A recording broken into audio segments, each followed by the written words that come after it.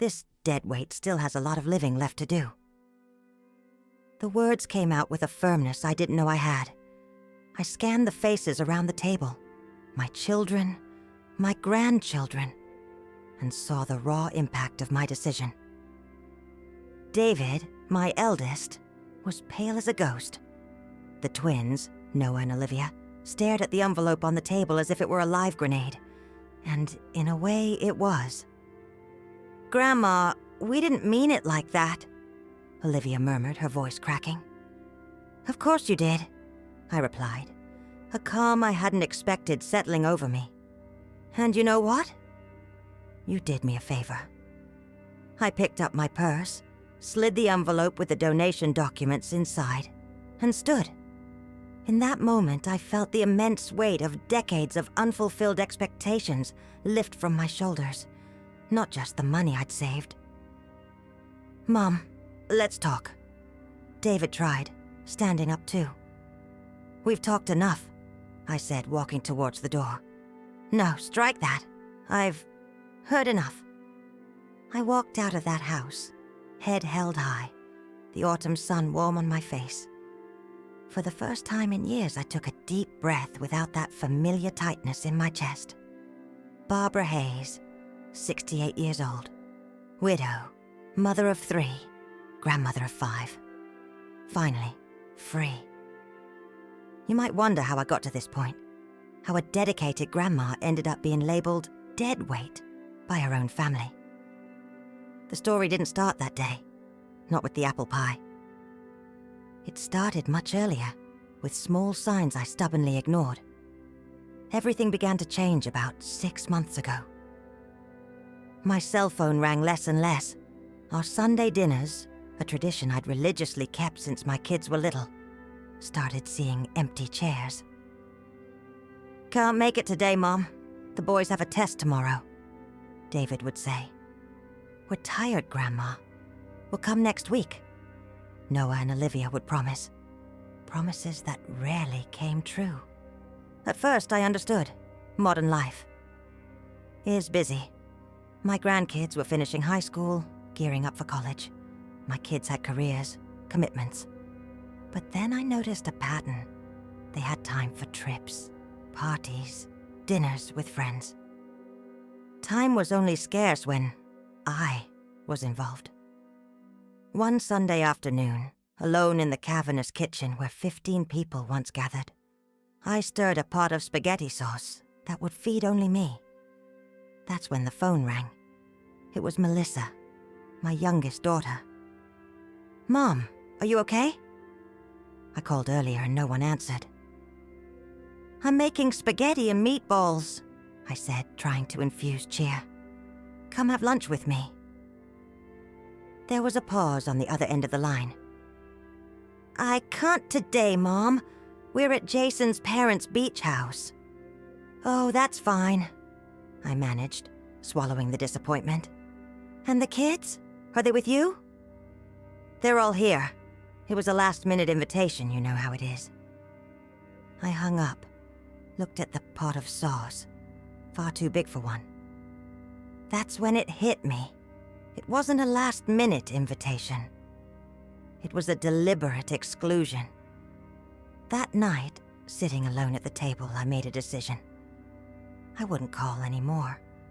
I wouldn't beg for attention. If they wanted my company, they'd have to seek it out. A week.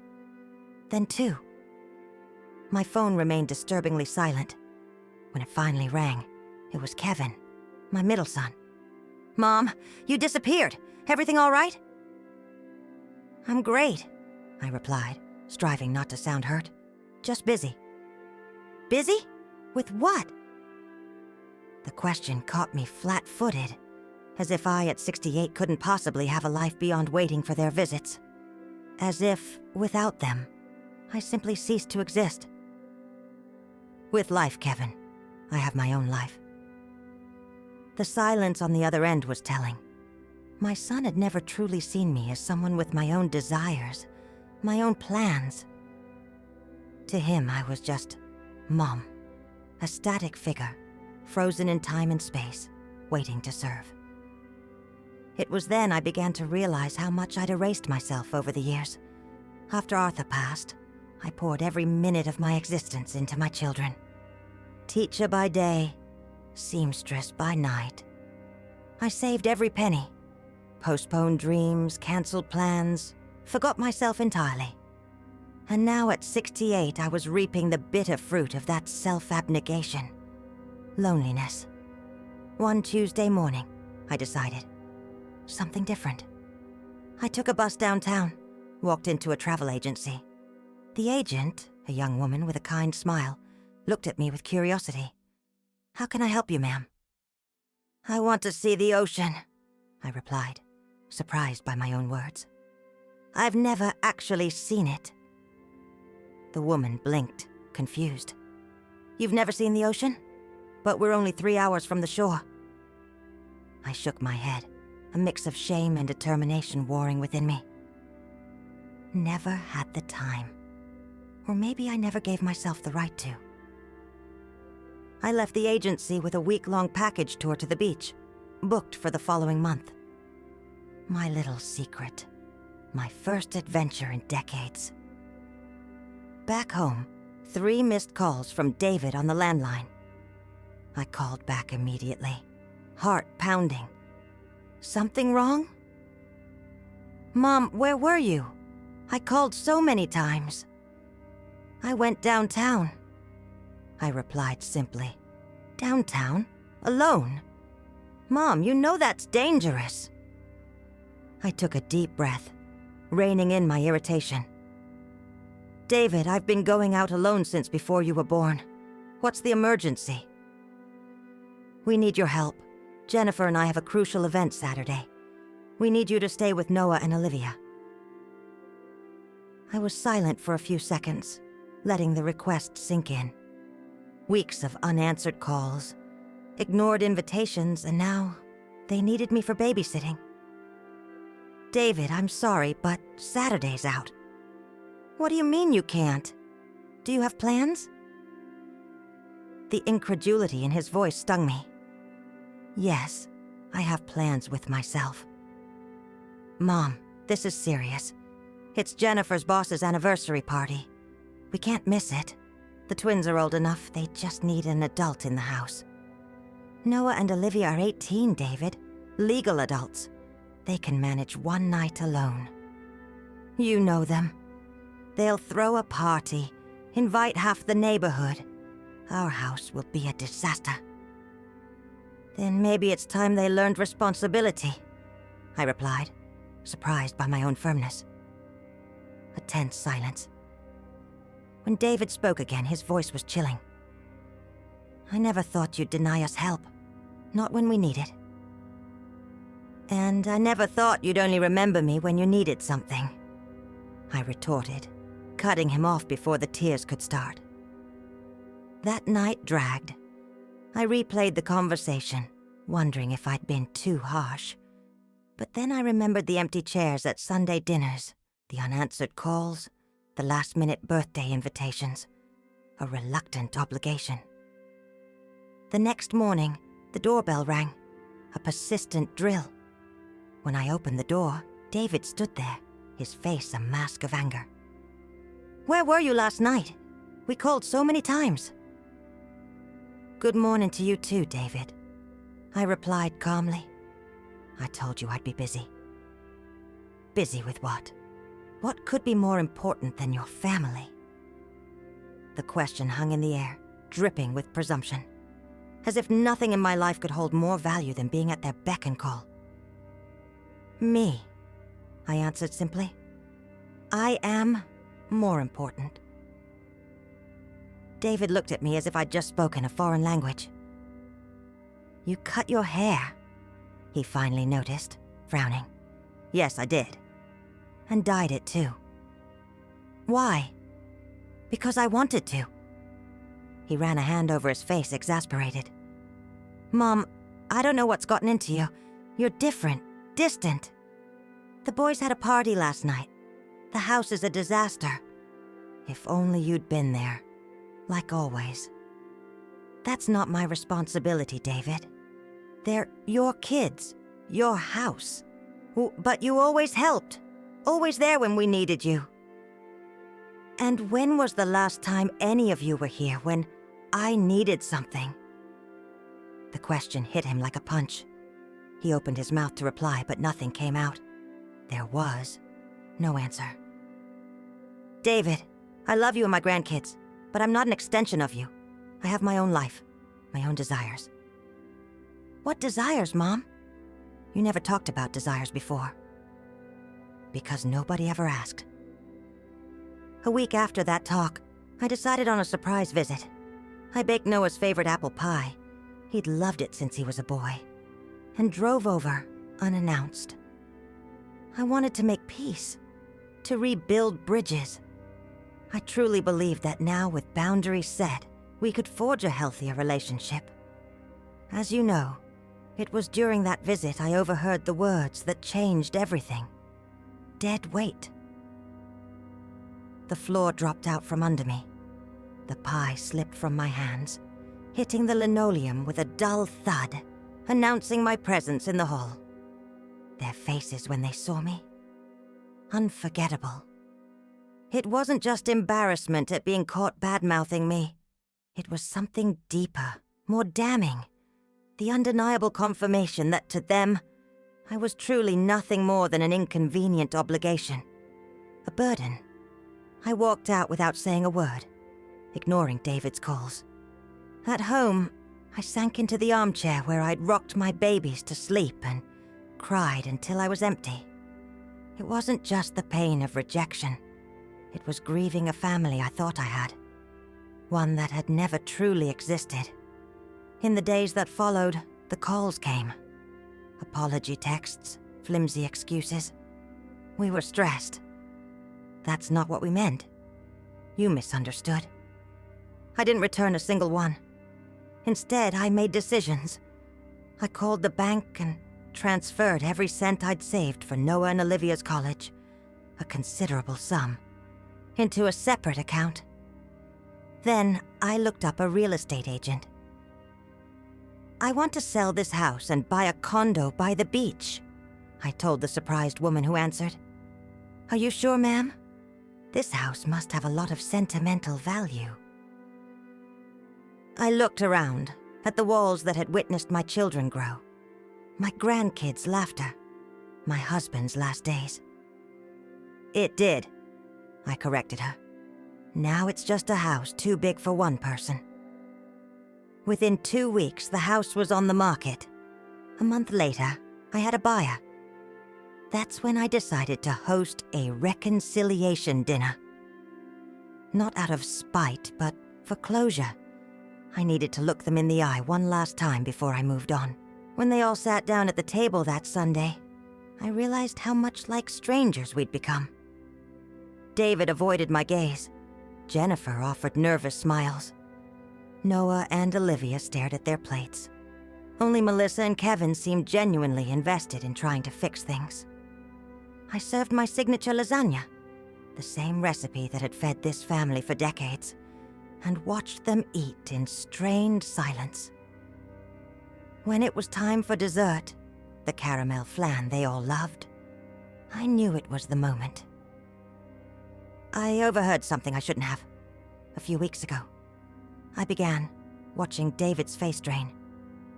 And it's made me think, a lot, about what truly matters in life, about dead weight and living value. I pulled an envelope from my pocket and laid it on the table. I saw Noah and Olivia's eyes widen, probably calculating how much they'd lost with their thoughtless words. This is the money I saved for years to help Noah and Olivia with college. But I've realized you don't need it. Grandma, we didn't mean it, Olivia interrupted, her voice trembling. That's why, I continued, cutting her off and opening the envelope to show the documents inside. I've decided to donate it all to the Children's Hope Foundation. In fact, starting next week, I'll be volunteering there, 3 times a week. The silence in the room was palpable. Melissa was the first to smile, followed by Kevin. David looked like he wanted the floor to swallow him whole. "And there's more," I added, feeling a lightness I hadn't experienced in years. "I've sold this house. I'm moving into a smaller condo, right by the beach. I've always wanted to wake up to the ocean." "But Grandma," Olivia started, her voice choked. I raised a hand, stopping her gently. "Don't worry. This dead weight still has a lot of life left to live. And I found there are people who value what I have to offer, even if they're not my own blood." In that moment, I stood, picked up my purse, and walked to the door, leaving behind not just a house, but decades of unmet expectations. "Mom, please." David followed me to the door. "Don't do this. We can fix things." I turned to him, seeing for the first time not the ungrateful son, but the insecure man he'd become. "There's nothing to fix, David. There are just new paths to follow, mine and yours." And just like that, I walked out the door, feeling the autumn sun on my face, and a freedom I hadn't known since my youth. The weight I left behind wasn't just the house or the money. It was the burden of living for others, of existing only to fulfill someone else's needs. 3 months have passed since that day. My oceanfront condo is small, but it's full of light. Every morning I wake to the sound of the waves and drink my coffee on the balcony, watching the vast blue expanse that for so long was just a distant dream. I get regretful cards and phone calls. I respond politely, but I keep my distance. Not out of spite, but out of self-love. A feeling I discovered so late in life, but one I now nurture with the same care I once gave to others. At the Healing Heart Center for Kids, the kids call me Grandma Barbara, and their eyes light up when I tell stories or teach them to bake cookies. There, I'm valued not for what I can give materially, but for who I am. The last surprise wasn't for my family. It was for myself. I discovered it's never too late to start over, that endings can also be beginnings, and that real family is made up of those who make you feel alive, not dead weight. And here I am, Barbara Hayes, 68 years old, finally living the life I've always deserved. The first week in the condo by the sea was strange. Decades in the same house meant new sounds, unfamiliar smells, shadows on the walls I didn't recognize. But there was the sea. Oh, the sea. Every morning I'd wake before dawn, brew strong coffee, and step onto the small balcony just to watch it awaken over the water. "Ms. Hayes, need a hand with those boxes?" asked Pete, the building superintendent, a man in his 70s with a kind smile and calloused hands. "That'd be great," I replied, pointing to the last few boxes containing the scant belongings I'd decided to bring with me. Old photos, a few books, the sewing machine that helped me raise 3 children. "Did you come from far?" he asked as he carried a particularly heavy box. "Not in distance," I answered, "but in many other ways." Pete nodded as if he understood perfectly what wasn't being said. Later, I'd discover he had his own story of fresh starts. A widower for 10 years, he'd moved to the coast after his kids went their separate ways in other states. "They invited me to live with them," he told me one afternoon as he helped me fix a leaky faucet. "But I knew I'd just be in the way. Better this way, each of us in our own space, meeting up when we can and when we actually want to." His words echoed inside me. In the way. Not so different from dead weight. Is this where all older folks end up? Is it inevitable to become a burden to the ones you love? A week after the move, I got the first call from Melissa. "Mom, how are you? We're all worried." "I'm great, honey. The condo's small, but it has an ocean view. You should visit sometime." There was a pause on the other end. "Mom, did you really donate all the money? Noah and Olivia's college fund?" I took a deep breath.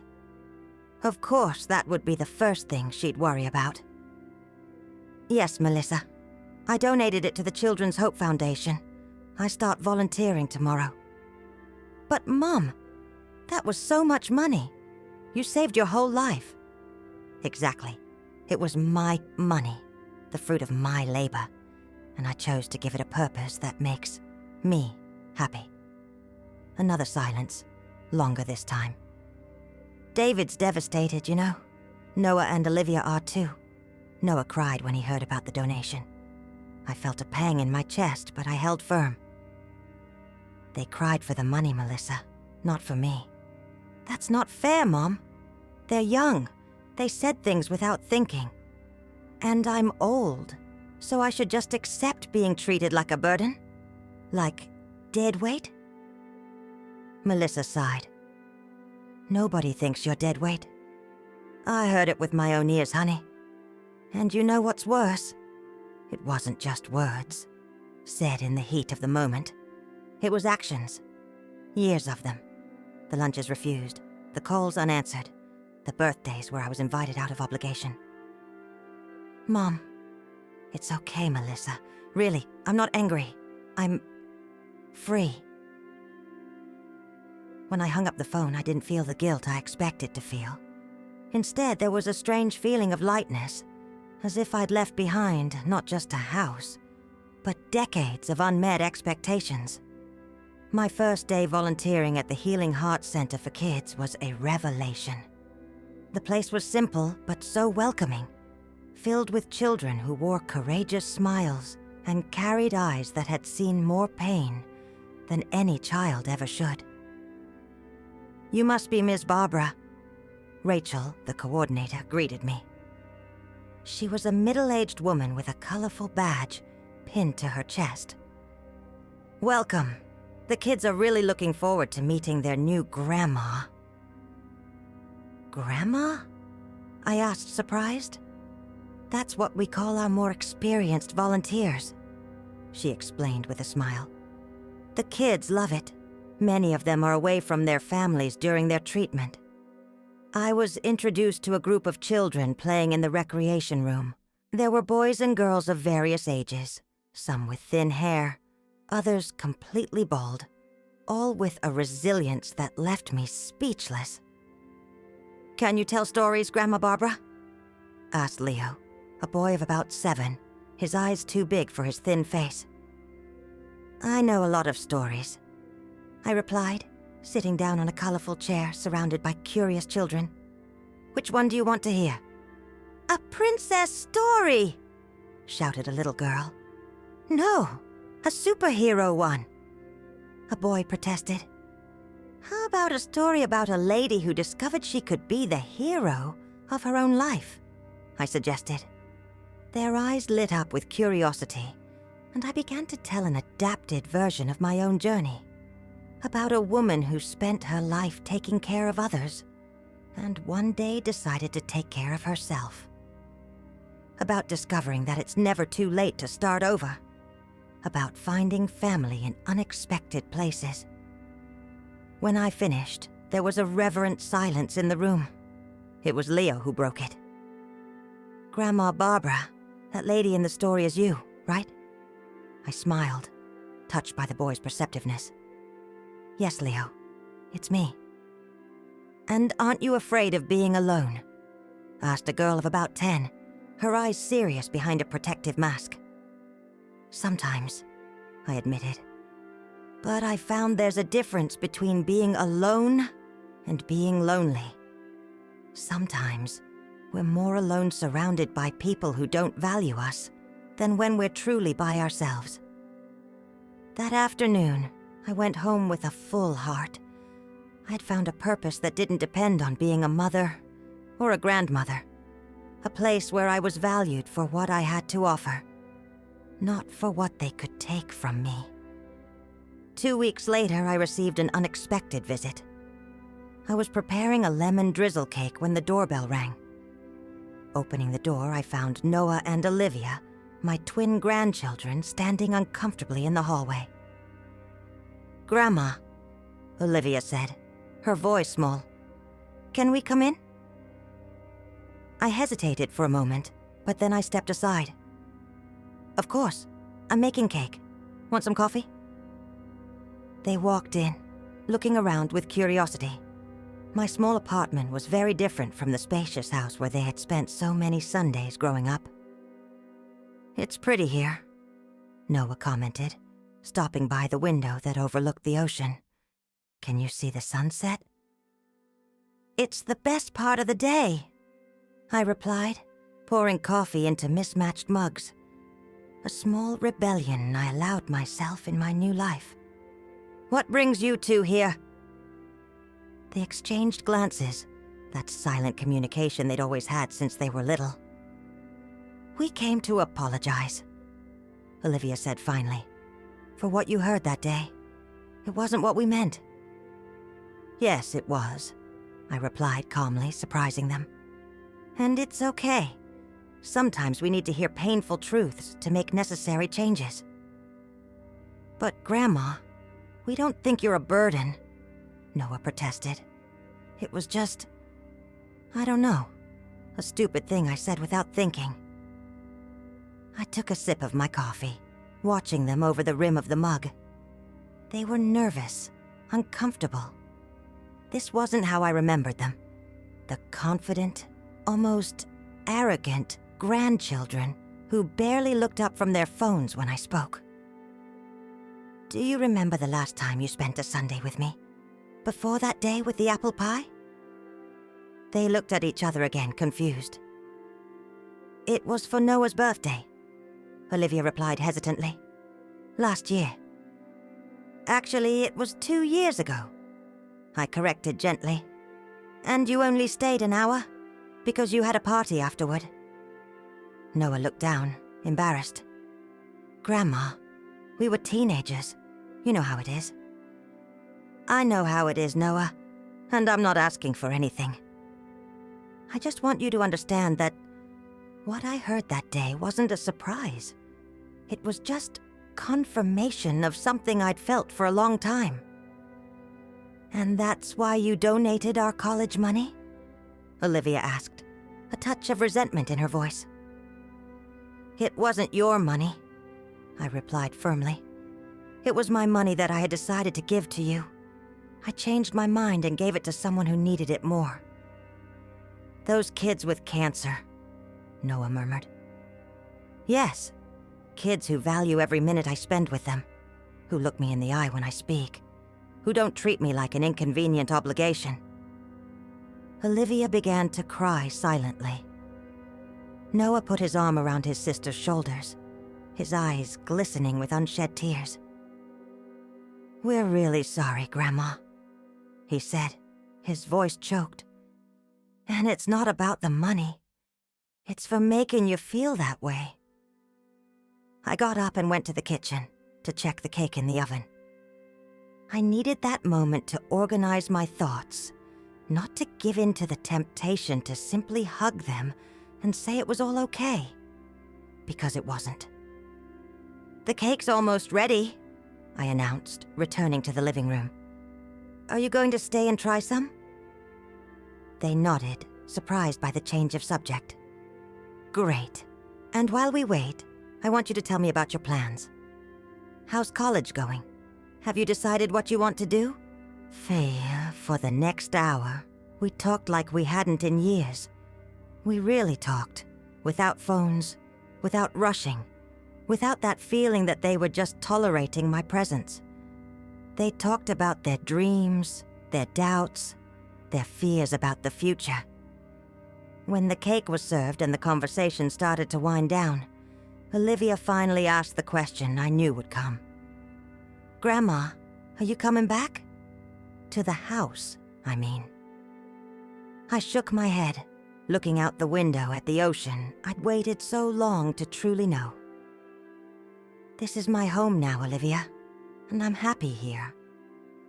"But we miss you," Noah insisted. "Sundays aren't the same without you." "You can visit me," I suggested. "Bring your parents, your aunts and uncles. I'll make lunch for everyone, but it will be on my terms, in my home." They nodded, understanding finally that something fundamental had changed. That the grandmother who always gave in, who was always available, who existed for their sake, had transformed into a woman with her own will. When they said goodbye, Olivia hugged me tightly. "We love you, Grandma, really." "I love you too," I replied. And it was true. Always will. But now I also love myself. The first Sunday after the twins' visit, I prepared a simple lunch. Grilled fish with vegetables. A new recipe I learned from my neighbor, Teresa, a widow like me, who had become my first friend in the building. I wasn't expecting visitors, so I was surprised when the doorbell rang just before noon. It was Kevin, my middle son, accompanied by his wife Stephanie and their 2 young children, Noah and Olivia. "Mom." He smiled uncertainly. "Noah and Olivia told us we could visit. We brought dessert." Stephanie held up a key lime pie, my favorite. The children held colorful drawings they'd made for me.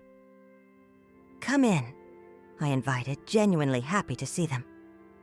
"Lunch is simple, but there's enough for everyone." "Grandma lives at the beach now," exclaimed Olivia, running to the balcony. "Look at the ocean, Noah." While the children marveled at the view, Stephanie helped me set more plates on the table. Kevin stood in the living room, observing the few photographs I'd brought with me.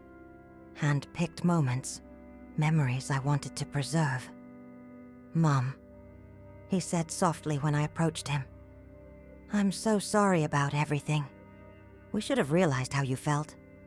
"It's okay, Kevin. I have my part in it too. I never said anything. Never set boundaries. I expected you to guess." He nodded, understanding. "David's devastated, you know. He's too ashamed to reach out to you." "He'll find his way when he's ready," I replied, surprising myself with the serenity I felt. "We all do. Eventually." Lunch was pleasant, without the weight of unspoken expectations that always hung over our family gatherings. The children talked about school. Stephanie talked about her new job. Kevin shared funny stories from work. And I talked about my volunteering, about the children at the Healing Heart Center for Kids, about how I'd found a purpose that didn't depend on being a mother or grandmother. "You seem happy, Mom," Kevin observed when we were having coffee on the balcony, the children playing in the sand below, under Stephanie's watchful eye. "I am," I confirmed. "More than I've been in a long time." "Did it take all of this? You having to hear those awful words? Selling the house? Moving away?" I reflected for a moment, watching the waves break on the beach. Maybe. Sometimes we need a shock to wake up, to realize we're living the life others expect of us, not the one we want for ourselves. "And what do you want for yourself, Mom?" The question caught me by surprise. No one had asked me that in decades, maybe ever. "I want to live each day as if it's important. I want to wake up to the sound of the ocean. I want to help those children at the Healing Heart Center for Kids. I want to read all the books I put off because I didn't have time. I want to learn to paint. I want to meet new people. I want..." My voice caught a little. "I want to be more than just your mom or your kid's grandma. I want to be Barbara." Kevin reached for my hand, his eyes shining with unshed tears. "You always were more than that, Mom. We just didn't see it." In the weeks that followed, we established a new routine. Kevin and his family started coming over for Sunday lunch every other week. Melissa called regularly and promised to visit during her next vacation with her husband and kids. Noah and Olivia showed up occasionally, still a little awkward, but making a genuine effort. David was the only one who kept his distance. I'd get a few formal cards, a text message on my birthday, but nothing more. The wound was still open, for both of us. It was a Wednesday afternoon, 3 months after I'd moved, when the doorbell rang while I was organizing photos of the kids from the Healing Heart Center for Kids for a mural we were putting together.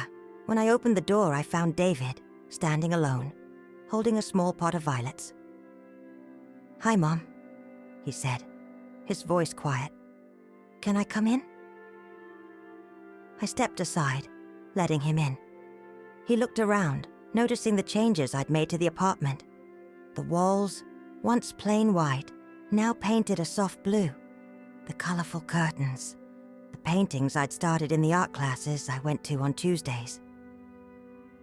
"It's nice in here," he commented, setting the violets on the table. "They were always your favorite, weren't they?" I nodded, touched that he remembered that little detail. "Want some coffee?" "I'd love some." While I made the coffee in the small kitchen, I watched David through the open doorway. He seemed smaller somehow, less imposing than the son who always made decisions for me, who always thought he knew best. "How are Jennifer and Noah and Olivia?" I asked, coming back with 2 mugs. "They're fine. Jennifer sends her regards. Noah and Olivia. Well, they've been different since they visited you. More thoughtful." "Growing up hurts sometimes," I commented, sitting across from him. David took a sip of coffee, avoiding my gaze. "Mom, I came to apologize for what I said that day, and for everything before it, for treating you like you didn't have any value beyond being my mother." "Thank you," I replied simply. "You're not going to say it's okay?" he asked, surprised. "It's not okay, David. What you said hurt me deeply. Not just the words that day, but years of little slights, of treating me like a convenience when you needed something, and a burden when you didn't." He lowered his eyes, ashamed. "I know, and I don't have any excuses. All I can say is it was never intentional. I just didn't think. That's the problem, isn't it? Nobody thought. Nobody stopped to consider that I have feelings too, desires, a life beyond just all of you." "So now what? Do you forgive us?" I looked out the window at the ocean I'd waited so long to see. "It's not about forgiveness, David. It's about respect. About recognizing that I'm a complete person, not just an appendage to your lives." "And how do we do that?" "We start over. We build a relationship based on mutual respect, not on obligation or guilt."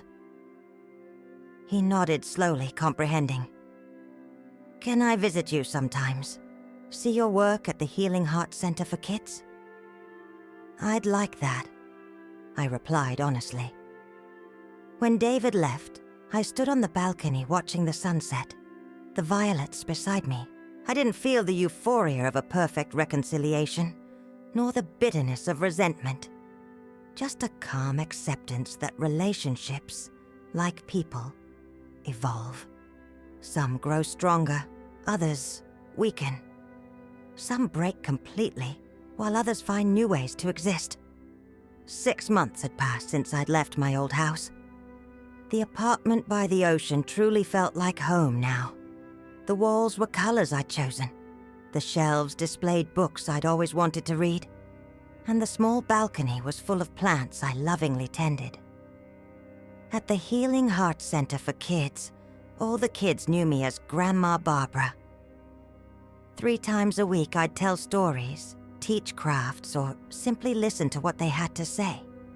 Their hopes, their fears, their small daily victories against a cruel illness. "Grandma Barbara, tell us again the story about the lady who went to live by the ocean," Leo asked, now in remission, his hair just starting to grow back. Again. Don't you guys get tired of that story? I'd ask, feigning exasperation. Because it has a happy ending. Sophia, a 6-year-old girl with eyes too wise for her age, would explain. And we need happy ending stories here. So I'd tell it again. About a woman who spent her life taking care of others and one day decided to take care of herself. About discovering it's never too late to start over. About finding family in unexpected places. When I finished, Sophia would look at me with those enormous eyes. Grandma Barbara, do you think I'll have a happy ending too? The question squeezed my heart, but I answered with the honesty I'd learned to value. I don't know, honey. Nobody knows how their story will end. But I do know that every page is important. Every day counts. And today, right here with all of you, I'm living a very happy chapter of my story. She'd smile, satisfied with the answer, and go back to coloring her drawing. A blue ocean under a sky full of stars. The following Sunday, my little apartment was packed. Kevin and his family, Melissa with her husband and kids. Even David, Jennifer, and Noah and Olivia all came to the lunch I'd put together.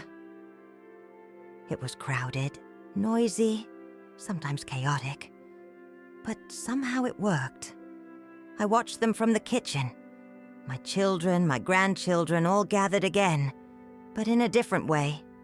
Not out of obligation or habit, but by choice.